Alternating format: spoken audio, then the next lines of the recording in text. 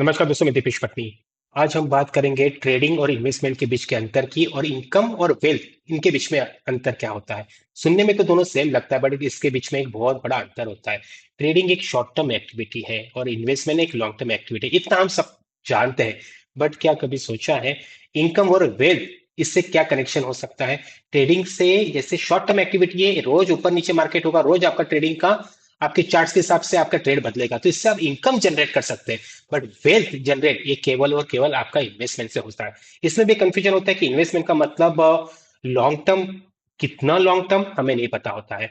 इसे बहुत समय तक संभालना, इसका मतलब हमने लॉन्ग टर्म को मान लिया है, बट इसको भी आज के बदलते जमाने में इसको चेंज करने की आवश्यकता है।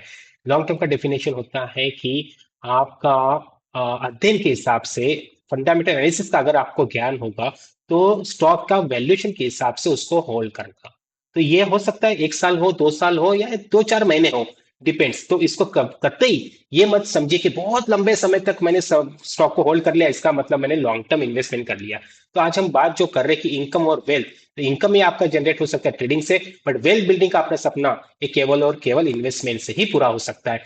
इसमें आवश्यकता होती है कॉन्फिडेंस की। ठीक है, इसमें आवश्यकता होती है पेशेंस की। पेशेंस का भी कतई ये मतलब नहीं है, जैसे मैंने अभी बोला कि बहुत लंबे समय तक मेरे को होल्ड करना है, इसका मतलब मेरे पास में बहुत पेशेंस है और मैंने लॉन्ग टर्म इन्वेस्टमेंट कर लिया। जी नहीं।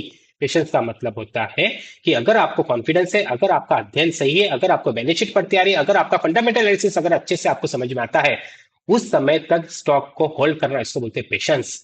स्टॉक मार्केट में उतार चढ़ाव आएगा, तेजी मंदी आएगी, बट उस समय आपका ये पेशेंस टेस्ट होता है। उसके बाद में आता है आपका राइट माइंडसेट, क्योंकि दोनों में, ट्रेडिंग और इन्वेस्टमेंट में, राइट माइंडसेट बहुत काम करता है।